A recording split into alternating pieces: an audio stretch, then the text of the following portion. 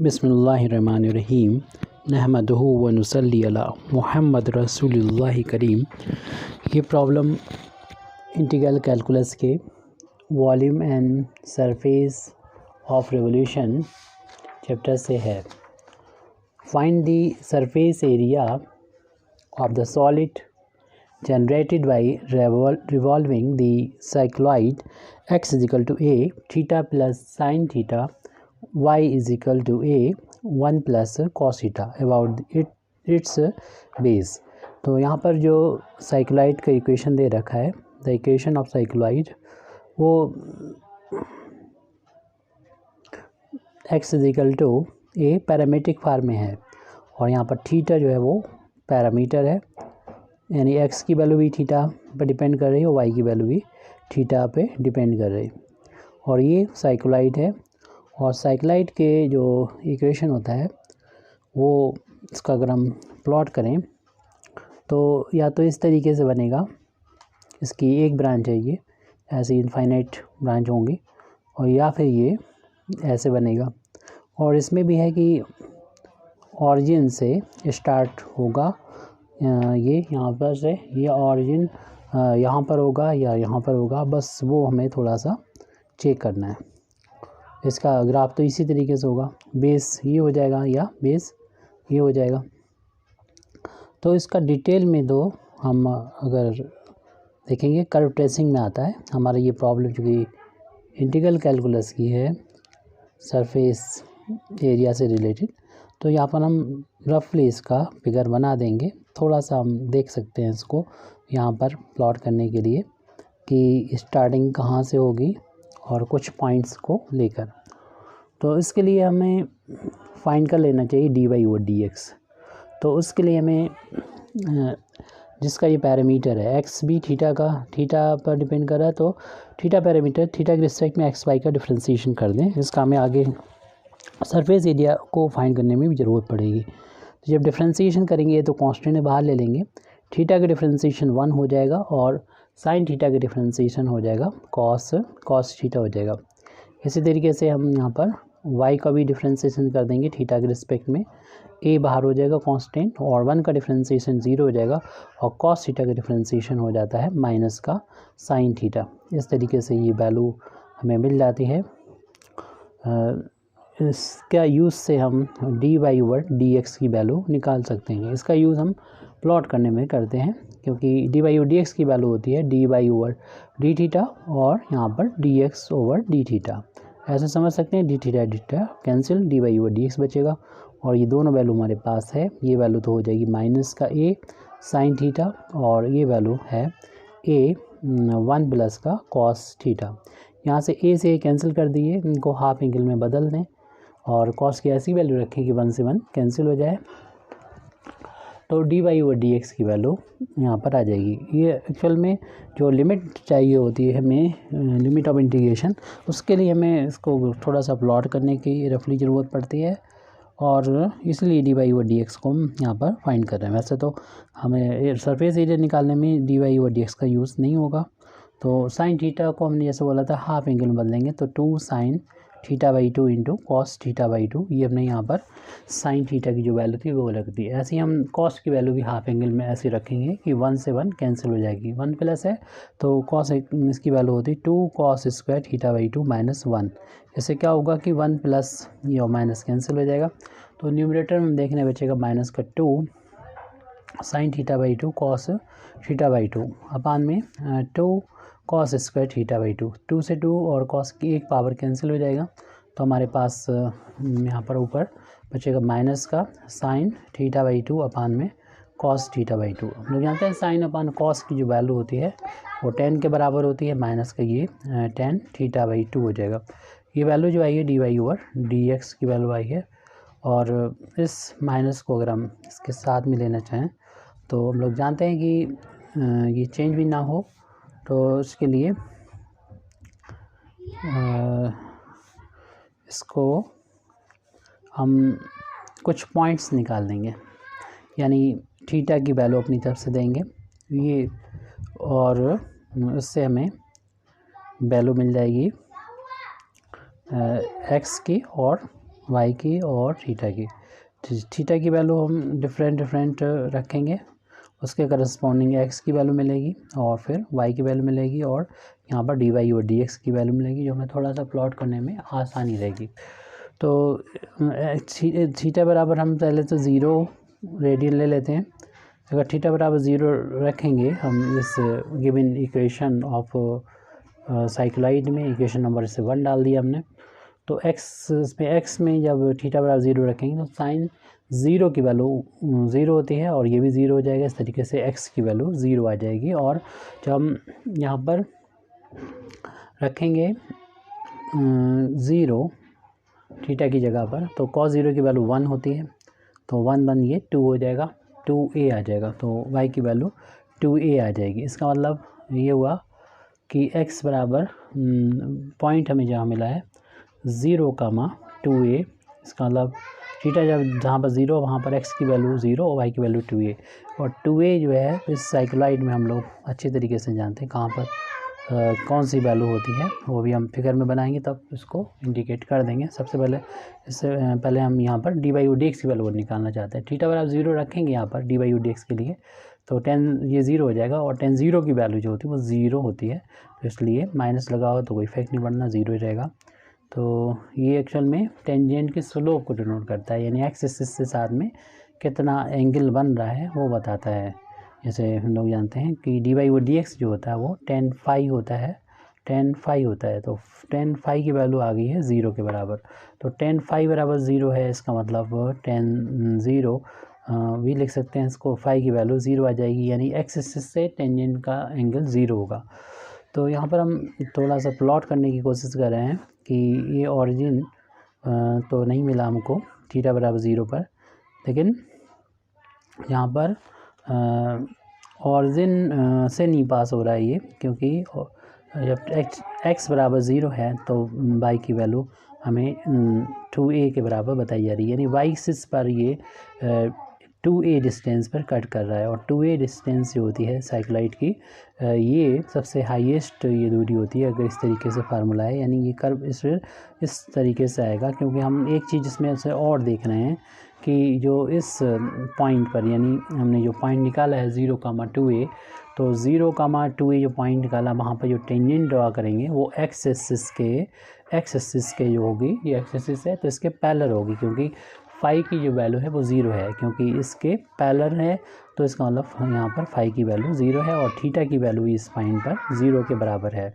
और फाई की वैल्यू भी 0 है। तो ये रफली हमने यहाँ पर बनाया है, वाई एक्सिस है ये और ये एक्स एक्सिस है, ये ओरिजिन है 0,0, ये हम लोग जानते हैं डिस्टेंस 2a होती है और ये इसका बेस कहलाता है। जब ये यहाँ पर थीटा बराबर 0 है तो इसका मतलब इसमें ये जो कि ये दूरी 2 पाई के बराबर होती है, तो ये डिस्टेंस होगी वो पाई हो जाएगी, यानी एक्स की यहाँ पर जो थीटा की जो वैल्यू होगी वो पाई के इक्वल हो जाएगी। यहाँ पर इस पॉइंट पर थीटा की वैल्यू पाई के इक्वल होगी, तो इस तरफ अगर पाई है तो इसके दूसरी तरफ जो होगा theta is equal to minus pi होगा।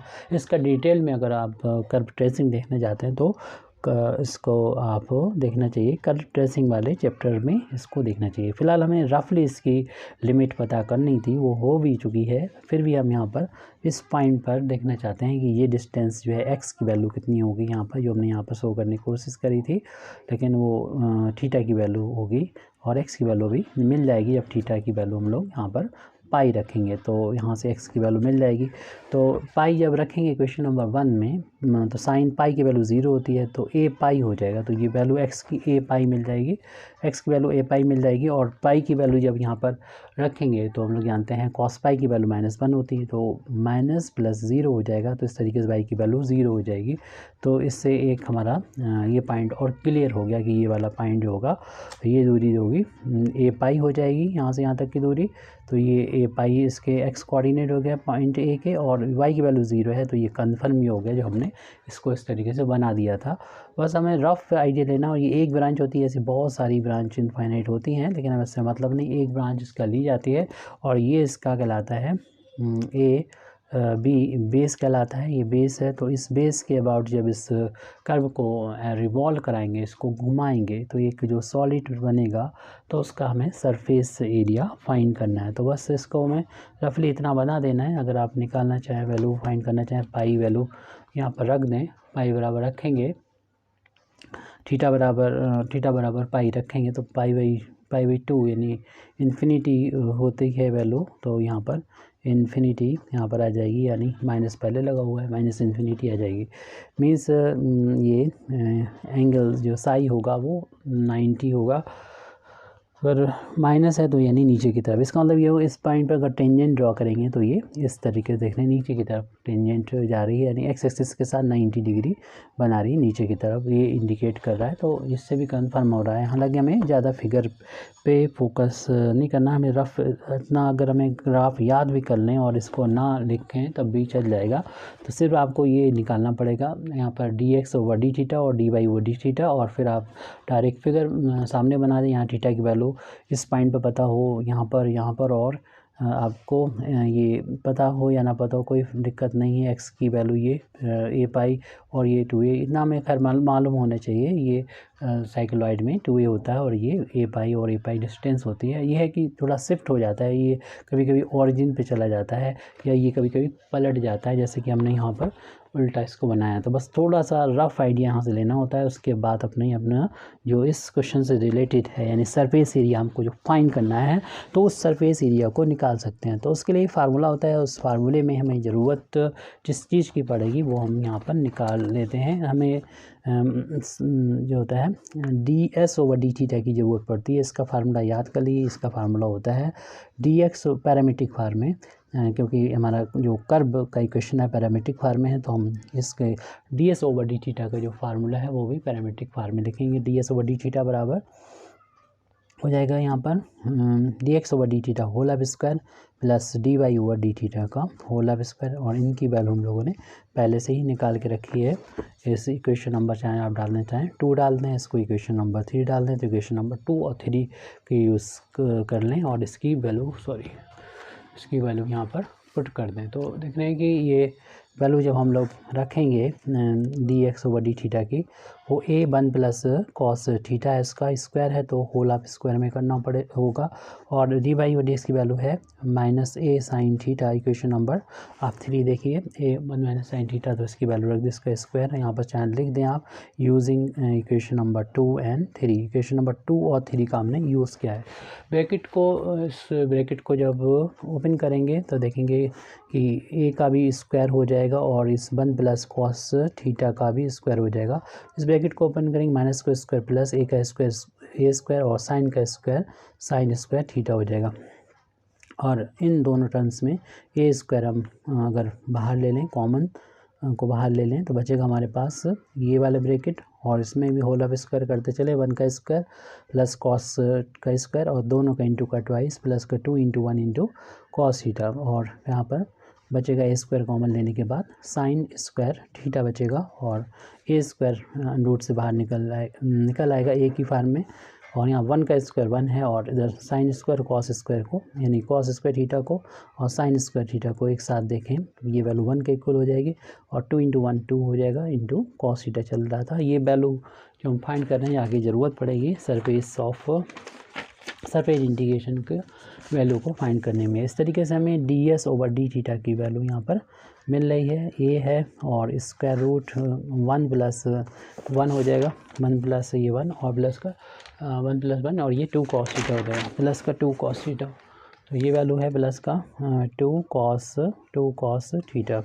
तो ये वैल्यू हो जाएगी a स्क्वायर रूट ये 1 2 हो जाएगा, 2 प्लस का 2 कॉस थीटा, 2 यहाँ से ले लीजिए कॉमन, तो आ जाएगा 1 प्लस का कॉस थीटा, और कॉस थीटा की जो वैल्यू है इस तरीके से रखें जैसे अभी भी हमने रखी थी कि 1 से 1 कैंसिल हो जाए, तो ये वैल्यू होती है 2 cos square theta by 2 minus 1, half angle में कॉस की वैल्यू रख दी, 1 से 1 कैंसिल हो जाएंगे, तो a 2 × 2 cos square theta by 2 बचा है, 2 × 2 2 बार है तो स्क्वायर रूट से बाहर हो जाएगा, और एक बार 2 निकल है, ये पहले से था बाहर, और कॉस का भी स्क्वायर हट जाएगा रूट से, cos theta by 2 ds/d theta की वैल्यू आई है। यानी हम यहाँ से ds के वैल्यू निकालना है तो डी थीटा को राइट हैंड साइड में ले जाएंगे 2a cos theta by 2 into d theta जो है वो यहाँ पर रख दिया है। इसके बाद में हम यहाँ पर जो रिक्वायर्ड सरफेस एरिया है उसको फाइंड कर सकते हैं। द रिक्वायर्ड सरफेस एरिया, तो रिक्वायर्ड सरफेस एरिया इसका फार्मूला होता है, यहाँ पर थोड़ी जगह छोड़ रखी है हमने कि लिमिट भी लिखना होगी अभी। ये होता है formula 2 pi by D S, fundamentally तो ये फार्मूला होता है। और एस की डी एस की जो वैल्यू हमने निकाली है वो यहाँ से पुट कर देंगे। और यहाँ पर जो आप लिमिट देख लेते हैं हम किस तरीके से रखना होगी। देखिए हमें इस पूरे कर्व, इस ब्रांच को देखना होगी जो कि ए से लेके बी तक है, इस पोर्शन को रिवॉल्व करना है। लेकिन ये जो कि इस वाई एक्सिस के अबाउट, ये इस जिसे एक्सिस बोलेंगे इसके अबाउट सिमेट्रिकल है, तो इसके अबाउट सिमेट्रिकल एक्सिस के अबाउट इसके दोनों तरफ एक जैसे है, तो इसलिए हमें सिर्फ इतने पोर्शन का निकाल लेंगे और 2 से मल्टीप्लाई कर देंगे तो ये दोनों कवर हो जाएंगे। तो हमें इसमें देख लेना चाहिए यहाँ से लेके, यानी इस आधे पोर्शन में इस पॉइंट की शुरुआत हो रही थीटा बराबर 0 और ख़त्म हो रहा है थीटा की वैल्यू यहाँ पर pi, theta equal to pi. Theta की वैल्यू 0 से लेके थीटा इक्वल टू पाई तक को लिमिट हो रही है। शुरुआत थीटा बराबर 0 से और ख़त्म हो रहा है थीटा इक्वल टू पाई पर, और हमें फिर 2 से मल्टीप्लाई करना पड़ेगा। तो इसलिए हम 2 से मल्टीप्लाई यहाँ पर कर देंगे और लिमिट को थीटा बराबर 0 से पाई कर देंगे। और यहाँ पर फिर जो कि थीटा की लिमिट है तो थीटा की फॉर्म में ये पहले से निकाल कर रखा हुआ था, इस वैल्यू को यहाँ पर पुट कर देंगे ds की। जो कांस्टेंट है 2 पाई, इसको हम यहाँ से बाहर ले लेंगे। लिमिट थीटा इक्वल टू 0 से पाई है। y की वैल्यू भी हम थीटा की फॉर्म में रख देंगे। पहले हम ds की वैल्यू को थीटा की फॉर्म में यहाँ से लिख देते हैं, जो कि 2a cos theta by 2 into d theta है। अब ये तो हो जाएगा 4 pi limit 0 to pi. y की वैल्यू जो कि शुरू में दे रखी थी यहाँ पर इक्वेशन नंबर 1 में, y की value a 1 plus cos theta है, a 1 प्लस कॉस थीटा है, और इसमें इंटू हो रहा है 2a cos theta by 2 D theta से। तो यहाँ पर 2a को और a को बाहर निकाल लेंगे, यानी ये हो जाएगा 2a स्क्वायर। 4 पाई पहले से मौजूद है और यहाँ पर 2a स्क्वायर बाहर हो जाएगा, तो 0 से पाई यहाँ पर बचेगा। जिस तरीके से ये हाफ एंगल में, इसको भी हाफ एंगल में बदल लें, जैसे कि पहले कहा था कि ऐसी वैल्यू रखेंगे 1 से 1 ये कैंसिल हो जाए। तो 2 cos square theta by 2 minus 1 इसकी cos की वैल्यू रख दी, और into basis cos theta by 2 चल रहा है, क्योंकि 2a को हमने बाहर ले लिया था और a को भी। तो 1 से 1 ये कैंसिल हो जाएगा और इनका आपस में जब इंटू होगा ये हो जाएंगे। इंटू होने के बाद 8 पाई a स्क्वायर और लिमिट 0 टू पाई, और ये बचेगा 2 इंटू कॉस की power 3 theta by 2 into d theta. इस 2 को भी यहाँ पर बाहर ले लेंगे तो ये वैल्यू हो जाएगी। जो रिक्वायर्ड सरफेस चल रहा है वो हमारा आ जाएगा 8 में ये 2 का जब इंटू होगा तो 16 पाई हो जाएगा, 16 पाई a स्क्वायर, और इंटीग्रेट करना होगा 0 से पाई कॉस की power 3 theta by 2 D theta. यहाँ पर देखिए जब एंगल थीटा बाई 2 है और लिमिट पाई है, तो पाई बाई 2 बनाने के लिए हम थोड़ी देर के लिए इसको जो है हम मान लेते हैं थीटा बाई 2 को, कुछ नया वेरिएबल t मान लेते हैं। तो थीटा की वैल्यू 2 इंटू टी हो जाएगी, 2 को उधर ले जाने पर, और डी थीटा निकालना, डिफ्रेंशिएट करेंगे 2 बार हो जाएगा, t का डिफ्रेंशिएशन dt हो जाएगा। तो इस तरीके से रिक्वायर्ड जो सरफेस चल रहा था, सरफेस एरिया चल रहा था, equal to 16 pi a square, और वेरिएबल चेंज किया तो अब t हो गया। और जब t बराबर हम थीटा बराबर, ये थीटा की लिमिट है, थीटा बराबर 0 रखेंगे तो 0/2 भी 0 होता है, तो t बराबर भी 0 होगा। जब अपर लिमिट थीटा की जगह पर हम पाई रखेंगे यहाँ पर, तो t की वैल्यू पाई बाई 2 हो जाएगी। वेरिएबल चेंज करने पर लिमिट भी चेंज हो गई। और कॉस का क्यूब ऐसे रखना है, थीटा बाई 2 की जगह पर t रखना है, और डी थीटा की जगह पर 2 टाइम्स डी टी रखना है। 2 तो कांस्टेंट है, इंटू में है, बाहर ले लेंगे तो ये वैल्यू हो जाएगी 16 पाई a स्क्वायर इंटू 2 बाहर ले लिया। और t की लिमिट 0 से पाई बाई 2 है, लिमिट 0 से पाई बाई 2 हो, कॉस हो या साइन हो, तो हम इसको सॉल्व करते हैं वैल्यूज़ फार्मूला से आसानी से। ये तो हो जाएगा 32 पाई a स्क्वायर, और यहाँ पर वैल्यूज़ फार्मूला लगाएंगे जिसका लिंक इस डिस्क्रिप्शन में हम प्रोवाइड कर देंगे। सिंपल सा फार्मूला आता है, ये तभी अप्लीकेबल होता है जब लिमिट 0 से पाई बाई 2 हो, साइन हो या कॉस हो, और यहाँ पर जो पावर हो पॉजिटिव इंटीजर है। तो क्या करेंगे आप कि जो पावर मैक्सिमम है यहाँ पर लिखी हुई है जो है उसको नीचे लिखेंगे और इससे एक कम ऊपर लिखेंगे यानी 2 लिखेंगे। अगर ये 2/3 आ रहा है यहाँ पर तो आप बस यहाँ पर कुछ नहीं करना है, ये कंप्लीट हो चुका है। अगर इसके अलावा कुछ आता है तो आप बेलिस फार्मूला जो डिटेल में है वो देख लीजिएगा। और इन दोनों का जब हम मल्टीप्लिकेशन करेंगे तो देख रहे हैं कि 64 पाई a² आ गया। ये सरफेस एरिया ऑफ साइक्लाइट जबकि वो अपने बेस के अबाउट रिवॉल्व करता है तब आ चुका है। Thank you very much Indeed for listening me व आखिर दावाना अल्हम्दुलिल्लाहि रब्बिल आलमीन।